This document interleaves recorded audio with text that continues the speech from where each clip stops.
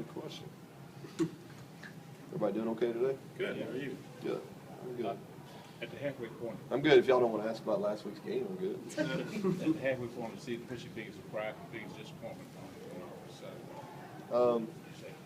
Yeah, I think the biggest disappointment probably is our not making plays in crucial situations. Probably that's been my biggest disappointment. I think we've had some opportunities to make plays and extend drives, and we hadn't made them. You know, during that difficult stretch, we probably only made them in the fourth quarter against Louisville, and in the second half versus South Carolina. And what was the biggest surprise? I think I don't know if it's a surprise, but I've been pleased. You know, our rushing numbers hadn't always shown it because we've had some negative yardage plays, but we've been able to run the football effectively against some really good defenses. You know, our yards per carry when you take the sacks out, and that's really how we go about calculating it, has been pretty good versus really good run defenses. Raymond Sanders a little banged up, and what's the extent of his? No, I think he'll be fine. He'll practice this weekend. He played really well on Saturday, really well. I mean, he ran the ball effectively, had his pads down, got yards after contact, and we're being precautionary, just taking care of it.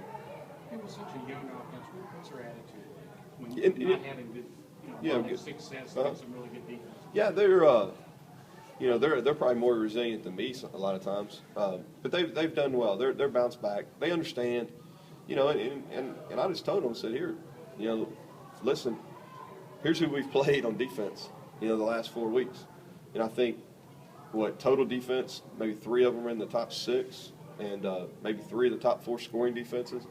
I think in everybody but Miami, Ohio that we've played in the top 30 on total defense, I've said, hey, we've played some really good people. Now, our production is not what it should be. You know, we should still be able to move the ball against whoever we're playing. But they're upbeat. They understand. They believe in the system. They believe in what we're doing. They understand that we've got to get better. And but they've been good. Attitude's been really good. Coach, on the first 2 drives, 4 of the 6 plays, you know, you ran through Jalen.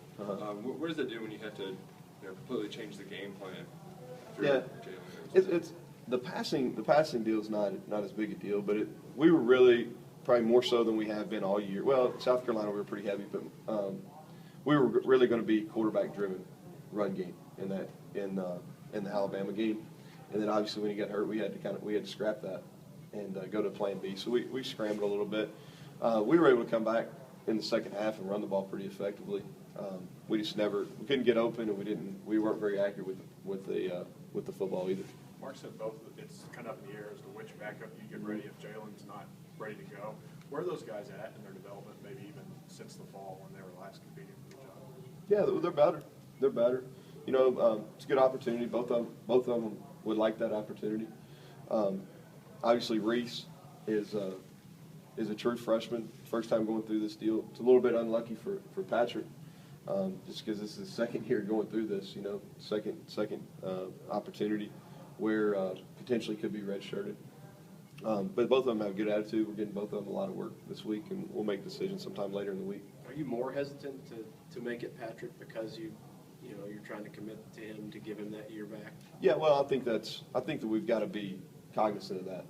Obviously, we're going to make the best decision for the football team, but I think we've got to be cognizant of that, no question. What has he said to you? I mean, no, he's been good. He's good. No, he's Kentucky through and through. Yeah, team guy. You know, he bleeds blue. He's going to do whatever needs to be done to help the team. Yeah, does Max have the velocity that he had when you first got here? Sometimes it looks like balls are. Yeah, it does. I think that's fair.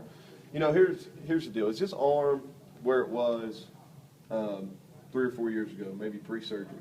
Probably not, but I don't know if anybody in this room is as good as they were 3 or 4 years ago either. You know what I mean? It's certain things that involves your body, but he's got to adapt. Okay, and he's got enough arm strength. Okay, to still get it done. The key to him, and it's actually a good question, Jim, because we spent a lot of our meeting time talking about this today. He's got to use his lower body. You know, it's his lower body. He's not using his lower body, which causes him to lose velocity on those maybe hash to sideline throws. When he uses his lower body, he's got no issues whatsoever. He's got plenty of arm strength. Yeah, in '06, I think it was '06 when Kentucky had a debacle in LSU where they lost 49-0, and then they had the off week that went played Mississippi State.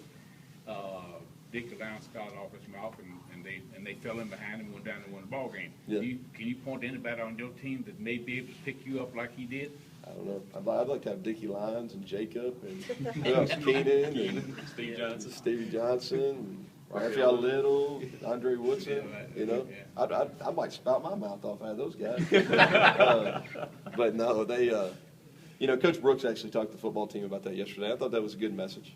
You know, I think we're probably in a little bit different situations as far as where we're at, as far as youth of our team and things like that. But I think obviously we got handily beaten just like they did, and we've got an opportunity to bounce back and go down to Starkville and have a chance to turn our season around. Do you worry about Max's confidence moving forward? He was the guy, and then he wasn't the guy. Now he is the guy again, at least for a while. How do you play that kind of mental? We talked about it on Monday. We went back and I showed him a lot of throws over the last 3 seasons when he's played and been successful.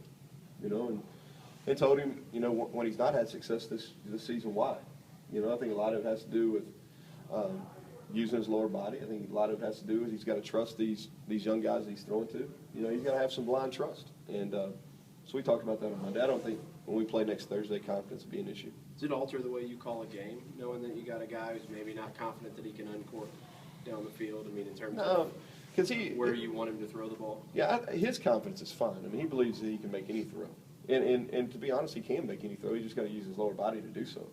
You know, and when he's made some really good throws this year, he's done that. No, but it won't. It won't. The things that we're going to carry into the game, he'll be able to do effectively. Do you kind of cross your fingers that this is a situation where whoever the starter ends up being the rest of the way, that Jalen is available soon, so that you don't have to make this call on the two? Yeah, well, I think he's one of our better players, and he adds a dimension to our offense that we need, because he makes teams defend us in a totally different way.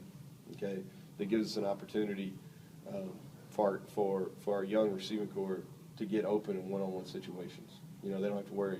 We see a lot more one safety when Jalen's in the game. You know, just because they got to get another hat in the box. But yeah, the sooner he can get back, the better. It'll be better for us. Okay, folks, thank you very much. Right.